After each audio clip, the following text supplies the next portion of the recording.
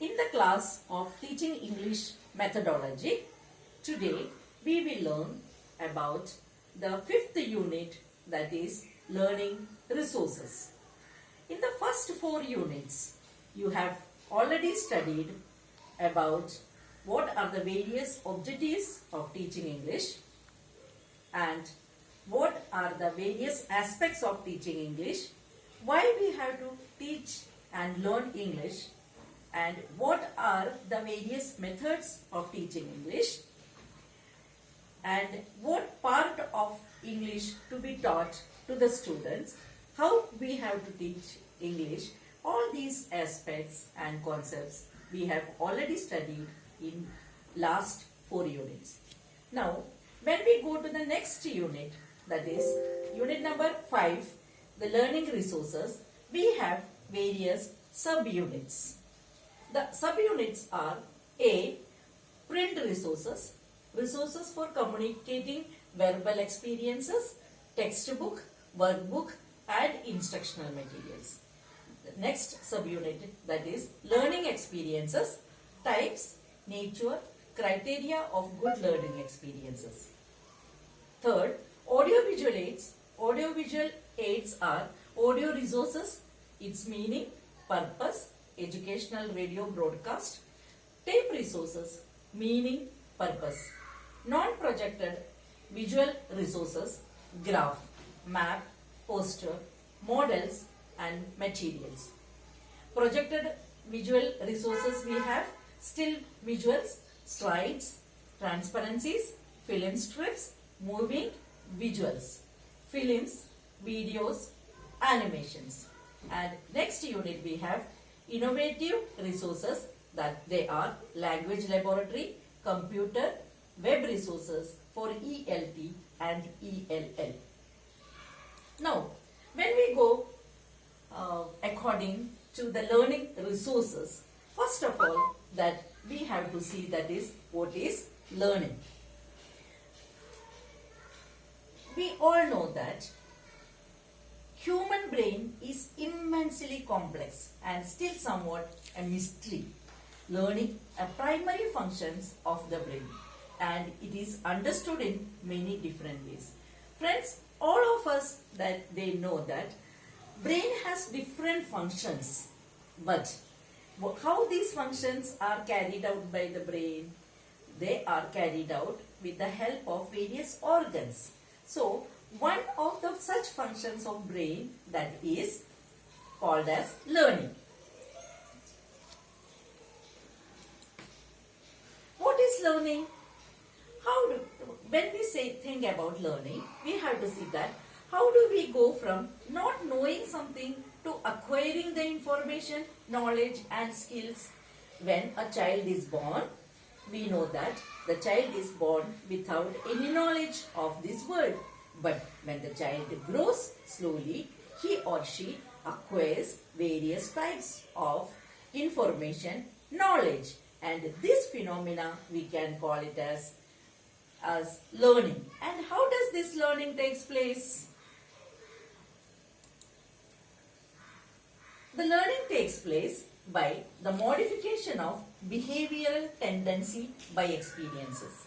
We can say learning is a process of bringing changes in the behavior of learner through experiences, and it is a result in the acquisition of knowledge, skill, interest and attitudes. Now there is a pyramid which shows that how the learning takes place. We will be discussing about this part, that is in the later part of our lecture.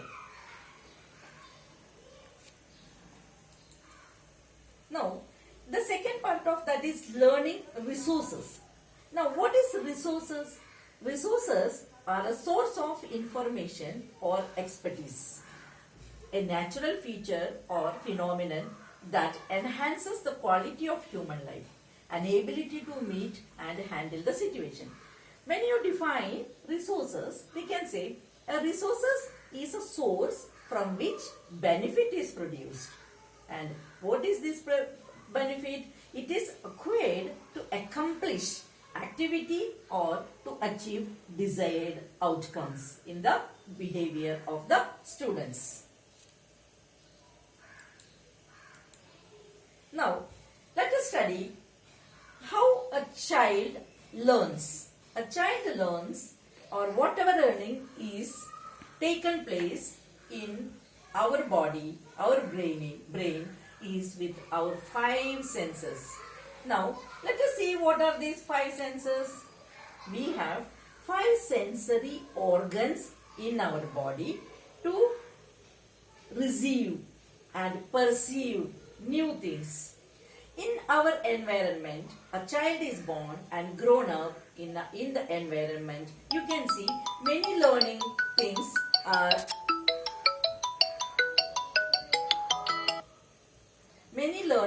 are happening in our environment.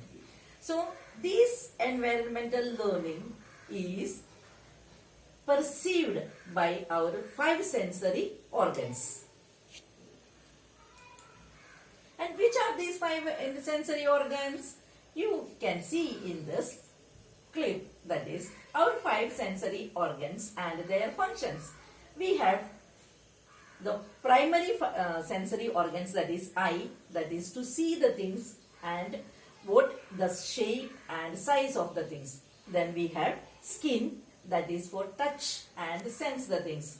Then we have tongue to taste, and nose to smell, and ear to hearing. So these are our five sensory organs.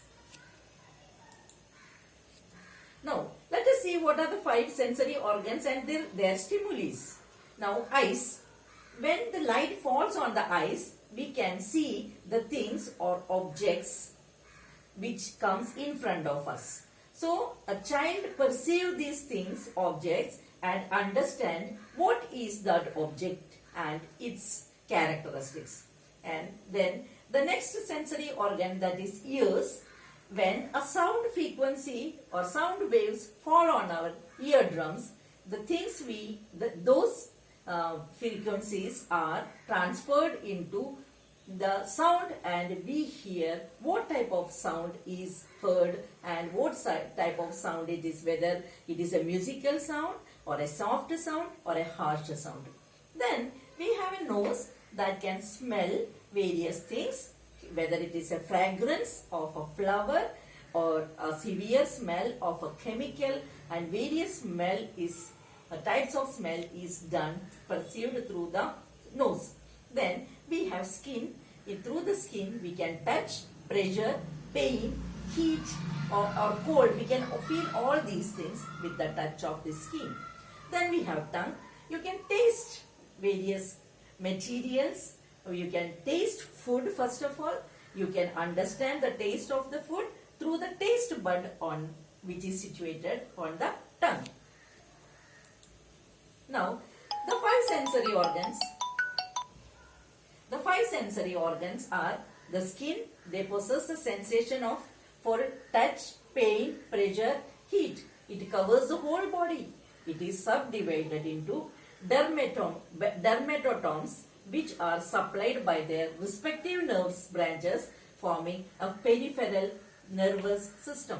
Then we have nose. It possesses a sensation of smell. It is supplied by the cranial nerve, that is olfactory nerve, it is called as. Then eyes. With that we see everything. They possess a sensation to light, helping in visualization of surrounding. They are supplied by cranial nerve. Ears. They possess the sensation of sound, which consists of eardrum, cochlea, three small bones, etc. supplied by cranial nerves. Then we have tongue. It possesses the sensation of taste, heat and pain. It is supplied by the cranial nerve number 7. So this is the five organs of our body through which almost our learning is taking place, and it is controlled by the brain. Now, when we come to learning again, learning is often defined as a relatively lasting change in the behavior that is a result of the experience. A child perceives various information, knowledge and environment through 5 organs, and they are collected in the brain. And this stimuli, or you can say these signals, are called as learning. Okay, so why do we learn all these things? Learning is often defined relatively lasting change in the behavior, which is able to this information make a child or a learner to change the behavior as a result of his or her experience. Now let us see various definitions given by our psychologists in education. By Dewey, Piaget and Vygotsky had given a very explanatory definition to us, that is, learning is a process of engaging, manipulating objects, experiences and conversations in order to build mental models of the world. Then this definition it says that learners build knowledge as they explore the world around them, observe, interact with the phenomena, converse and engage with others, and make connections between new ideas and prior understanding. This is called as learning. Means there is a connection between what is new and what is old, from known to unknown and unknown to known and simple to complex. This type of learning takes place in a learner's mind. Learning always, it is not that learning is not always happen in a formal education that takes place during the childhood and early adulthood, but learning is realistically ongoing process taking place throughout all the life. It involves enriching, building on and changing existing understanding, where one's knowledge base is a scaffold that supports the construction of all future learning. Learning takes place in various levels. They are the cognitive level, the emotional level and behavior level. Learning is situated in an authentic context, provides learners with the opportunity to engage with specific ideas and concepts on the need to know and want to know basis. And then we can say they are empowered and engaged learners. Learning requires learners' motivation and cognitive engagement, learning a complex ideas because considerable mental effort is persistence necessary in learning. So we can say motivation to learning is extrinsic as well as intrinsic. In extrinsic learning, many psychologists had given that is their various conditions. They are operant conditions, social recognition, etc. And intrinsic condition, you can say cognition, affection, connotation, biological and spiritual. And when you have an intrinsic motivation, it engages in a behavior because it is personally rewarding, not for an external reward. We learn things that are detrimental to overall health and well-being. Friends, all of us know that we are undergoing a world pandemic that is known as Corona COVID-19. So now all of us are learning various things about the Corona and COVID-19, and this is only an environmental process. The process of learning new things is not always the same because we never had a Corona pandemic earlier, but as it came this year in 2020, we are learning and understanding about what is Corona and how the virus transfer from one person to another, and how you can offend and you can have to stop the virus or the spread of the virus. So learning is a process that results in a change in knowledge or behavior as a result of experience. Understanding what it takes to get that knowledge and is out or promote behavioral change of a specific kind can help to optimize the language, the learning.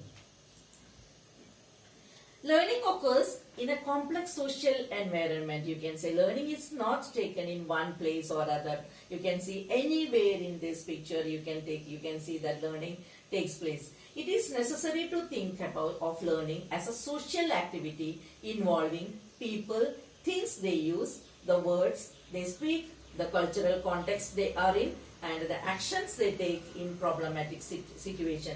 You can see in various contexts of the learning place. It is not that in learning is taking place only in the classroom, but inside learning, outside learning, all in the peer group, in the environment, in agricultural background, in a friends group, everywhere the learning takes place. Learning can involve both desirable and undesirable behavior. It is not that always the learning is in the desirable way. Learning sometimes some rewards you can see in this. This is a desirable behavior, and here the girl is punished by the father for undesirable behavior. Learning is a natural and ongoing part of the life that takes place continuously, both for better and the worse. Learning can happen in wide variety of the words.